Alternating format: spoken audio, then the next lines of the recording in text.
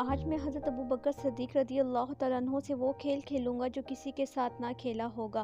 امیہ بن خلف نے ایک وحشیانہ قہقہے کی گرج کے ساتھ اپنے ساتھیوں سے کہا۔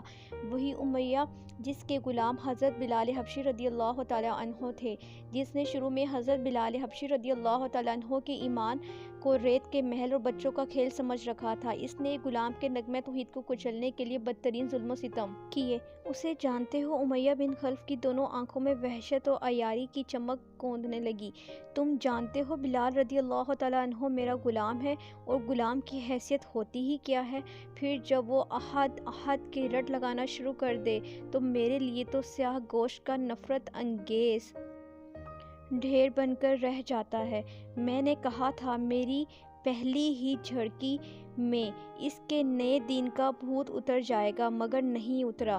پھر کون سا ظلم ایسا ہے جو کہ میں نے اس پر نہیں کیا؟ آتش رت میں تندور میں ڈال کر اس پر دین کا بھوت جذب کرنا چاہا، لیکن اس کے سینے پر بھاری پتھر رکھ کر دیکھا، مگر وہ اپنے مذہب سے ہٹ نہ سکا۔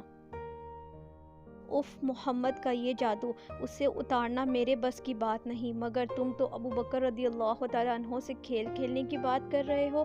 لوگوں نے جھنجھتے ہوئے لہجے میں پوچھا۔ ہاں، امیہ بن خلف نے گرایا، ہاں یہ کھیل ہے جو تم دیکھ لو گے۔ کیا یہ بات دلچسپ نہیں کہ حضرت ابو بکر صدیق رضی اللہ تعالیٰ عنہ کو اس سیاہ فام سے محبت ہو رہی ہے؟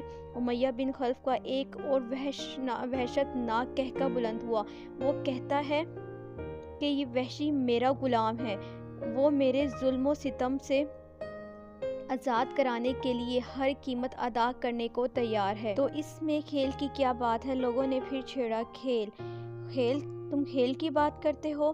وہ تو امیہ بن خلف نے غصے سے بولا، سیاہ فام کا مول تول کوئی کھیل نہیں۔ میں دیکھنا چاہتا ہوں کہ حضرت ابو بکر صدیق رضی اللہ تعالیٰ عنہ بیکار چیز کی کتنی قیمت چکانے کی ہمت رکھتے ہیں۔ میں اس غلام کی قیمت اتنی بتاؤں گا کہ یہ بھاگ جانے پر مجبور ہو جائیں گے، یا پھر اس بیکار چیز کے بدلے مجھے وہ چمکتی دمکتی چیز ہاتھ آئے گی۔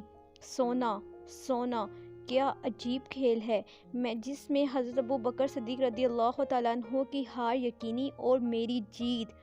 ہا ہا ہا ہا ہا، لوگ کھلکھلا کر ہنسنے پڑے۔ اچھا تو یہ بات ہے، حضرت بلال حبشی رضی اللہ تعالیٰ عنہ کی سخت جانی کے بعد اب حضرت ابو بکر صدیق رضی اللہ تعالیٰ عنہ کی ہمدردی کو آزماؤ گے؟ ہا ہا ہا ہا ہا۔ امیہ بن خلف کا قہقہ کسی بدروح کے بے ہنگم چیخ و پکار کے انداز میں گرجتا رہا۔ گرم گرم ریت پر حضرت بلال حبشی رضی اللہ تعالیٰ عنہ کو بھونا جا رہا تھا،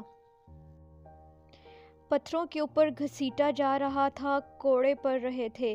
احد احد حضرت بلال حبشی رضی اللہ تعالیٰ عنہ کی کراہ تھی۔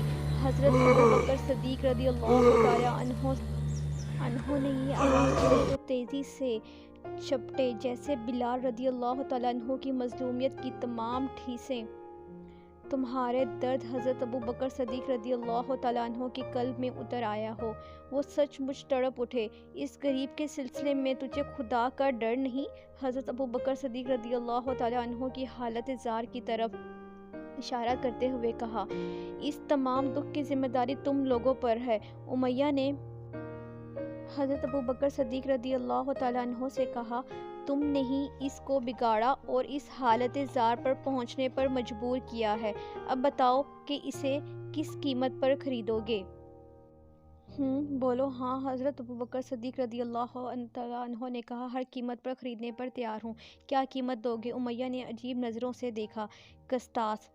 ابو بکر صدیق رضی اللہ تعالیٰ عنہ نے چھوٹتے ہی اپنے غلام کا نام پیش کیا۔ میرے مضبوط اور قوی غلام قسطاس کے بدلے، جس کے کفر سے میں بیزار ہوں، اور تم حضرت بلال رضی اللہ تعالیٰ عنہ کے ایمان سے بیزار ہو۔ مجھے بلال رضی اللہ تعالیٰ عنہ سے محبت ہے، تمہیں قسطاس سے محبت ہونی چاہیے۔ ایک غلام سے محبت کرنے کی بات سنتے ہی امیہ بن خلف نے منہ بنایا، کچھ سوچا اور فوراً بولا، منظور ہے، لیکن فوراً ہی قہقہ مارا۔ نہیں، وہ ہنستے ہوئے بولا، اس کی آنکھوں میں شیطانیت کوند رہی تھی، قسطاس ہی نہیں، اس کی بیوی بھی دینی ہوگی۔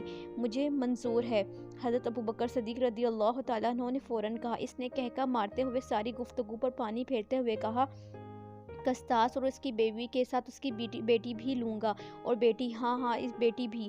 حضرت ابوبکر صدیق رضی اللہ تعالیٰ عنہ نے ایک ہی لمحے کو سوچا اور پھر کہا چلو دی۔ لیکن اس بار بھی امیہ بن خلف کا ہولناک قہقہ بلند ہوا، میں خدا کی قسم قسطاس اور اس کی بیوی اور اس کی بیٹی کے ساتھ 200 دینار بھی لوں گا۔ بولو بلال رضی اللہ تعالیٰ عنہ کو خریدتے ہو؟ شرم کر شرم۔ بار بار زبان بدلنے کی شرارت سے بیزار آ کر حضرت ابوبکر صدیق رضی اللہ تعالیٰ عنہ نے فرمایا، کیا جھوٹ بولتے ہوئے شرم نہیں آتی؟ لات و عزی کی قسم۔ امیہ نے سنجیدہ ہوتے ہوئے کہا، آخری قیمت پھر طے بات شدہ سمجھو۔ چلو او کافر، مجھے یہ بھی منظور ہے۔ مسلمان بھائی حضرت بلال رضی اللہ تعالیٰ عنہ کی غمخواری سے سرشار حضرت ابوبکر صدیق رضی اللہ تعالیٰ عنہ نے اپنا سینہ تان کر کہا، سودا ختم۔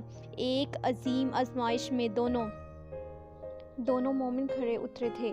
حضرت بلال رضی اللہ تعالیٰ عنہ کی جان، حضرت ابوبکر صدیق رضی اللہ تعالیٰ عنہ کے مال پر سے طوفانی آزمائش پوری طرح سے گزری اور دونوں فاتحانہ نکلے، فقط اس لیے کہ اللہ دونوں کو ان کے مال و جان سے پیارا تھا۔